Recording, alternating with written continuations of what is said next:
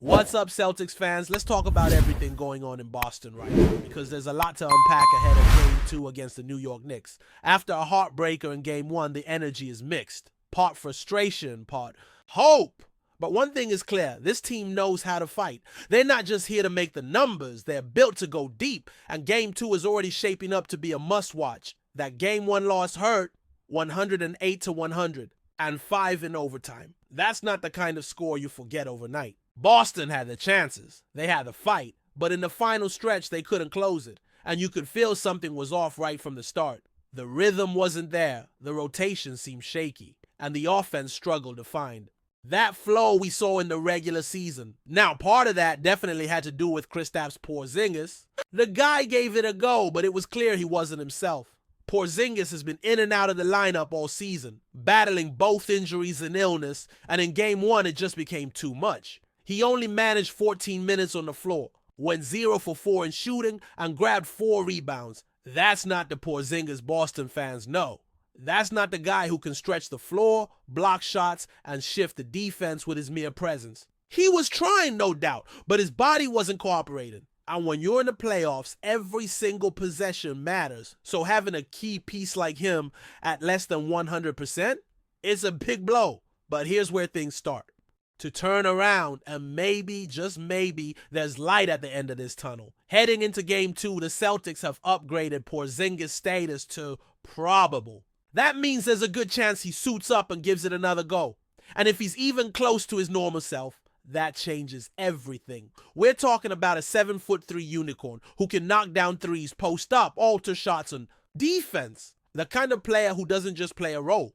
He transforms the entire game plan. His return could be the exact boost this team needs to level the series and bring that confidence back to the Garden. Now, it's not all sunshine just yet. They're still concerned about his conditioning. Head coach Joe Mazzulla opened up about Porzingis' health and admitted that it's been a bit of a roller coaster. According to him, Kristaps has been battling this illness ever since he returned from his previous absence, the same one that caused him to miss 11 regular season games back in February. That puts everything into perspective. The guy has been pushing through, trying to stay available for his team and doing his best to contribute. But in Game 1, it looked like the wall finally hit him. Mazzulla said something that really stood out. He mentioned that Porzingis had been working through it and doing the best he can, but that it was just too much for him during the game. And you could see it on the court. He wasn't moving well, his timing was off, and there just wasn't that usual edge in his play. Sometimes, even the toughest guys need to take a step back to recover properly. But if he's listed as probable now, that's a sign things are improving. And that's exactly the kind of lift this team needs heading into a critical game. Now let's talk about why Porzingis matters so much to this squad, especially in a matchup like this. Boston's offense relies on spacing and ball movement. They want to spread the floor, get shooters open, and create lanes for Jason Tatum and Jaylen Brown to attack. Porzingis is a huge part of that equation. When he's on the court, defenders can't sag off him. They have to respect his shot from beyond the arc, and that opens up driving lanes like crazy. Not to mention, his post-up game gives Boston a different look. Something they can lean on when the pace slows down or when the perimeter shots aren't falling. Defensively, he's a difference maker too. He's not the most physical big man out there, but his length and timing make him a serious rim protector. Opponents think twice before driving into the paint when he's around. And in a series that's already this tight, 1 or 2 possessions can change the outcome. A single block, a key rebound, a clutch 3. That's what Porzingis brings when he's locked in. So if he's really ready to go in Game 2, it's a massive development. It doesn't guarantee a win, of course. The Knicks are hungry, they're well coached, and they've got plenty of weapons. But having Porzingis back changes how Boston can attack. And more importantly, it gives them options. Game 1 felt like a grind from start to finish, and the Celtics just couldn't find enough rhythm to pull away. With Porzingis back, they get a major piece of their identity back on the court. Unfortunately, not all the injury news is good. Sam Hauser, another key rotation player, has been listed as doubtful for Game 2 with a sprained right ankle. That's a tough blow, especially since Hauser has quietly become an important piece for Boston off the bench. He spaces the floor, plays solid defense, and gives the team that extra bit of depth. If he can't go, That puts even more pressure on the starters to carry the load. It also means more minutes for guys like Peyton Pritchard or O'Shea Brissett, depending on how Mazzulla adjusts the rotation. At this point in the playoffs, no team is 100% healthy. That's just the nature of the game. But managing those setbacks, knowing when to push a player and when to let him rest, that's where coaching becomes a chess match. And Joe Mazzulla's decisions over the next few games could shape how far this Celtics team goes. With Porzingis trending in the right direction, though, the outlook is a little brighter today than it was right after that Game 1 loss. Boston fans have seen this story before.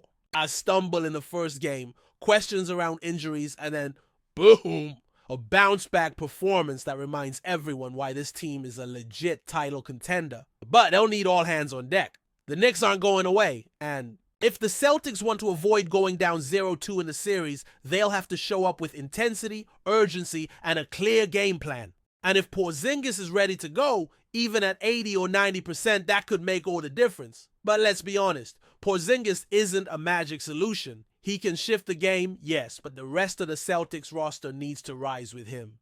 Game 1 exposed a few cracks that go beyond injuries. The Celtics looked hesitant at times, especially in late-game situations. And that's not something you expect from a team loaded with veteran talent and postseason experience. This group has been together long enough to know what it takes. And yet, something about that first matchup felt off.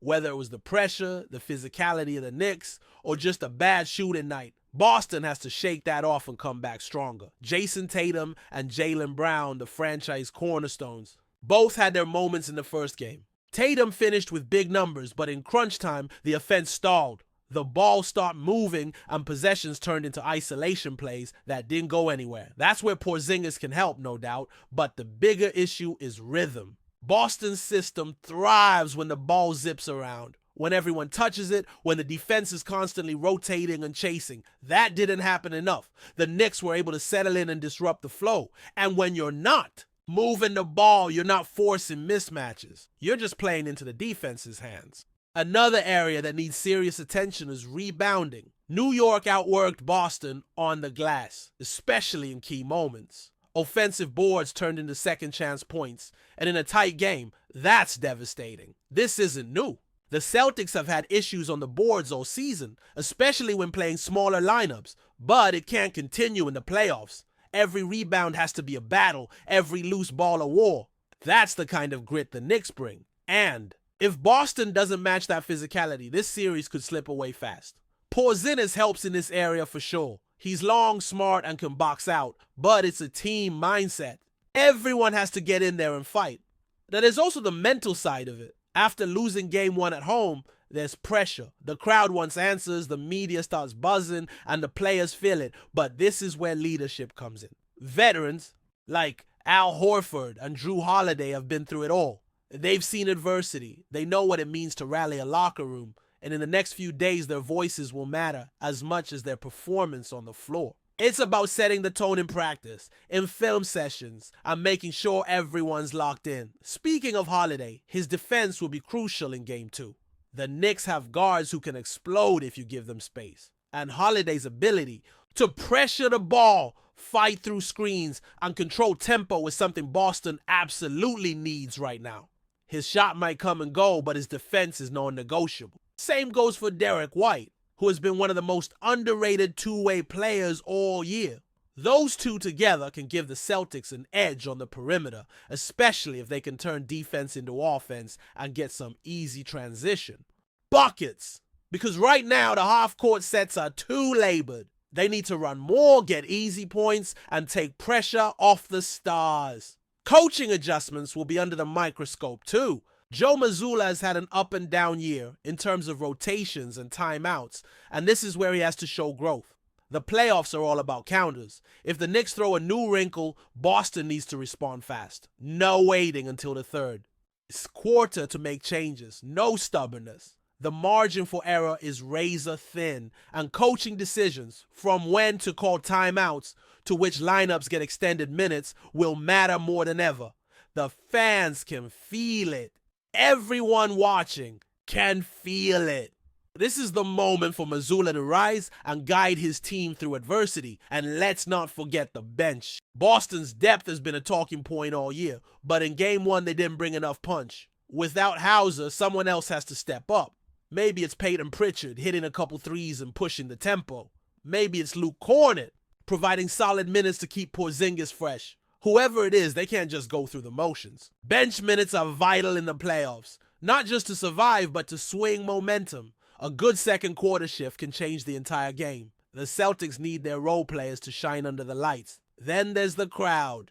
TD Garden is one of the toughest places to play when it's rocking, but the energy starts on the court. If the Celtics come out slow, the fans get anxious. But if they start fast, attack early, and show that killer instinct, the building turns into a madhouse. That kind of home court advantage can rattle any opponent. It's up to the players to feed off that, to light the fire and keep it burning. Because going down 0-2 in a series, especially with both games at home, is a deep hole to climb out of.